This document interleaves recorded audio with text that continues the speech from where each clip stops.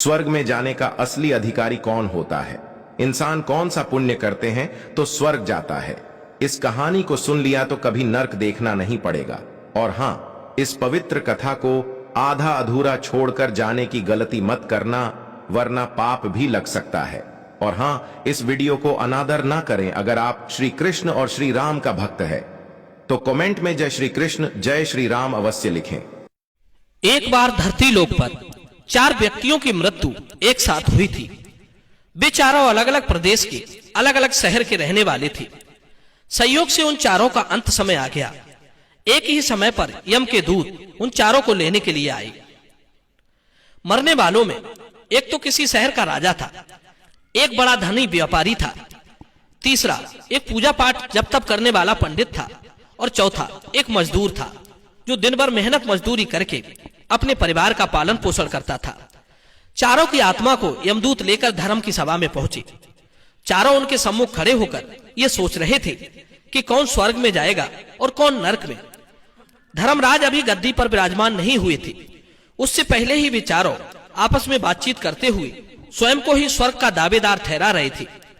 सबसे पहले राजा बोला कि देखो, मुझे तो धर्मराज पक्का ही स्वर्ग में भेजेंगे, क्योंकि मैं एक विश्वविख्यात राजा हूं। मैंने अपने शुभ कर्मों से धरती लोक पर अपना खूब नाम कमाया है। चारों तरफ लोग मेरे अच्छे कर्मों की चर्चा करते हैं। कभी कोई मेरे द्वार से खाली हाथ नहीं गया। जो आया मैंने उसे इतना दिया कि वो जीवन भर मेरा नाम नहीं भूल पाएगा। हर तरफ मेरे नाम का यशोगान हो रहा है। मेरे द्वारा लुटाए गए दान से लाखों लोगों को खाने को अन्न मिला है, रहने को आश्रय मिला है। इसलिए मेरे कर्मों को देखते हुए धर्मराज पक्का मुझे ही स्वर्ग में भेजेंगे। राजा की बात सुनकर वो धनवान व्यापारी कहने लगा, हे भाई, मैंने भी पृथ्वी पर रहकर खूब धन कमाया और उस धन से मैंने लाखों लोगों की सहायता की। मैंने अपनी कमाई का 11वां हिस्सा सदैव दीन दुखियों की सहायता में लगाया है। मेरे शुभ कर्म को देखते हुए धर्मराज मुझे ही स्वर्ग में भेजेंगे। ये बात मैं पहले से जानता हूं। व्यापारी की बात सुनते ही पंडित जी कहने लगे, अरे भाई, क्यों व्यर्थ की बातें करते हो? स्वर्ग में जाना कोई आसान काम नहीं है। स्वर्ग में जाने के लिए दान धर्म के साथ साथ जप तप पूजा पाठ भी करना पड़ता है। इसलिए स्वर्ग में प्रस्थान तो हम ही करेंगे, क्योंकि मैंने भगवान का खूब जप तप पूजा पाठ किया है। पूरा जीवन मेरा पूजा आराधना में बीता है। मेरे शुभ कर्मों के कारण मुझे ही धर्मराज स्वर्ग का दरवाजा खोलेंगे। यह बात मैं अच्छी तरह से जानता हूं। जब इस प्रकार तीनों ने अपनी अपनी बात कह दी, अपने अपने लिए स्वर्ग का दावेदार ठहरा दिया, अब सब उस चौथे व्यक्ति मजदूर की ओर देख रहे थे कि देखे ये क्या कहता है। क्या इसने भी कोई अच्छा काम किया है या नहीं, या फिर इसका पूरा जीवन मजदूरी करते हुए दूसरे के अधीन रहकर ही बीता है। मजदूर उन सबकी बातों को चुपचाप नीचे को नजरें झुकाए खड़ा खड़ा सुनता रहा, और वे तीनों बड़े गर्व के साथ अपनी अपनी प्रशंसा करते जा रहे थे। तभी धर्मराज अपने साथी चित्रगुप्त के साथ दरबार में हाजिर होते हैं। चित्रगुप्त के हाथों में एक मोटी सी किताब थी, जिसमें समस्त प्राणियों के कर्मों का लेखा जोखा लिखा था। धर्मराज अपने सिंहासन पर विराजमान होते हैं। उसके बाद चित्रगुप्त ने राजा को अपने पास बुलाया और उससे पूछने लगे कि तुम बताओ, तुम तो धरती पर बड़े ही प्रख्यात राजा थे। तुमने अपने जीवन में कौन कौन से शुभ कर्म किए हैं? कितने लोगों को दुख दिया है, कितने लोगों का भला किया है? मैं अपनी पुस्तक में देखकर ये फैसला करूंगा कि आप स्वर्ग में जाने के अधिकारी हैं या नहीं हैं। तब बड़े गर्व के साथ राजा अपने कर्मों को बताता है, हे भगवान, मैं एक बहुत बड़े राज्य का स्वामी था। मेरा राज्य बड़ा ही समृद्ध और खुशहाल था। मेरे राज्य में दीनहीन बहुत ही कम थे। सब मेरी छत्र छाया में बड़े आनंद के साथ जीवन यापन कर रहे थे। मैंने अपने राज्य के लोगों को किसी चीज की कमी नहीं होने दी। हर भूखे को भोजन मिलता था। लाखों की धन माया उन्हें रोज दान की जाती थी। प्रजा के लोग मुझसे बहुत खुश रहते थे। दिन रात वे मेरा यशोगान करते थे। यही मेरे जीवन के अच्छे कर्म है। राजा की बात सुनकर चित्रगुप्त ने अपनी पुस्तक में देखा और देखने के बाद राजा से कहा, तुम्हारा कथन सत्य है। सचमुच तुमने अपनी प्रजा को बहुत सुख दिया है, परंतु इसके साथ साथ तुमने अपराध भी बहुत किया है। तुमने अपनी राज्य की सीमा को बढ़ाने के लिए जितने युद्ध लड़े हैं, उन युद्धों में हजारों लाखों की संख्या में सैनिकों ने अपनी जान गंवाई है। उन सबकी मृत्यु का कारण सिर्फ तुम हो। उनके परिवारों को, उनके बच्चों को अनाथ करने वाले, उनकी स्त्रियों को विधवा बनाने वाले सिर्फ तुम हो। तुमने लोभ बस हजारों परिवारों को घोर दुख दिया है। युद्ध लड़कर राज्य बढ़ाने से अच्छा था कि तुम अपने पड़ोसी देशों से मित्रता करके उनके साथ व्यापार करती। आपका राज्य तब भी समृद्ध और संपन्न होता। तुमने अपनी प्रजा को सैनिकों के रक्त से सींचकर सुखी बनाया है, इसलिए तुम स्वर्ग के अधिकारी नहीं रहे। राजा चुपचाप पीछे को हट गया।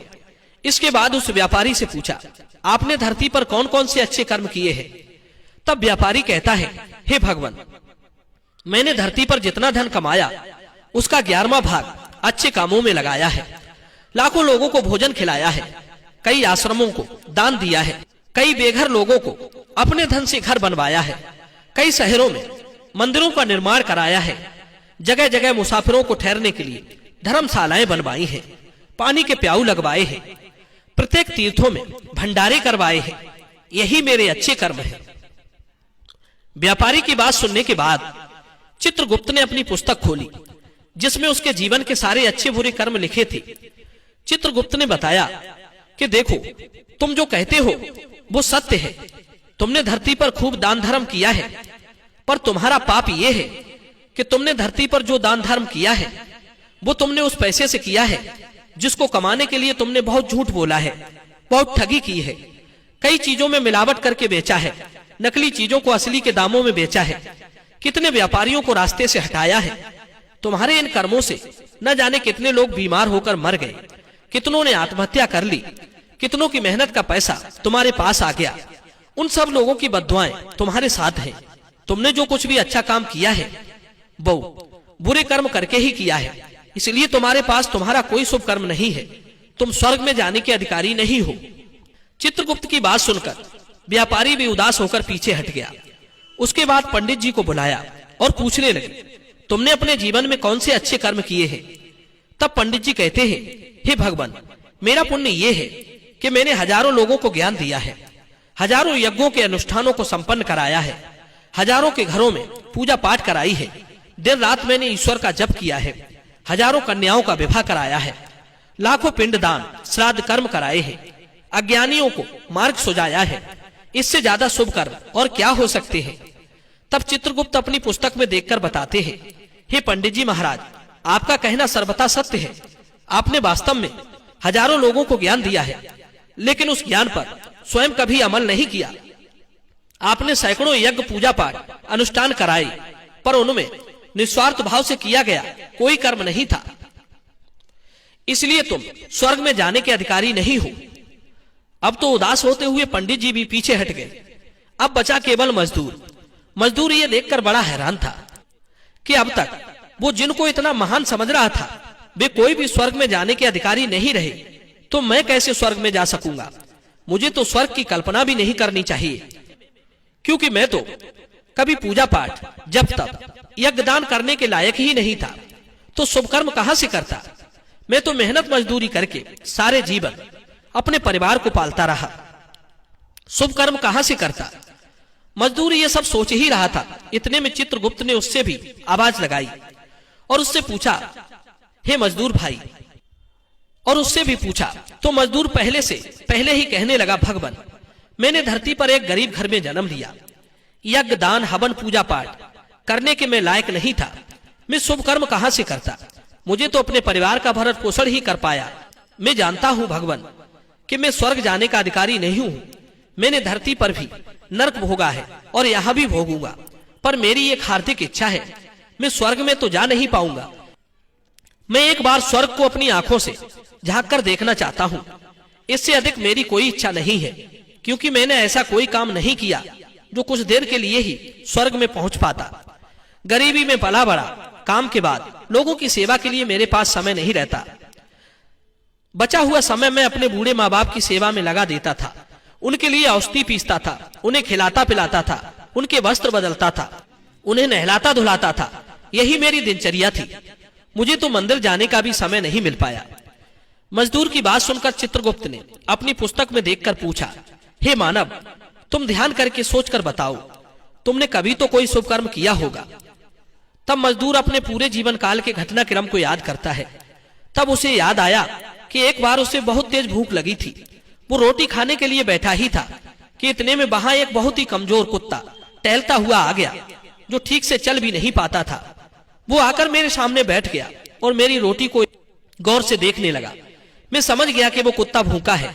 मेरे अंदर से आवाज आई कि एक भूखे बेजुबान जानवर को छोड़कर तू कैसे अकेला खा सकता है। वो भी मेरे पास आकर के बैठ गया।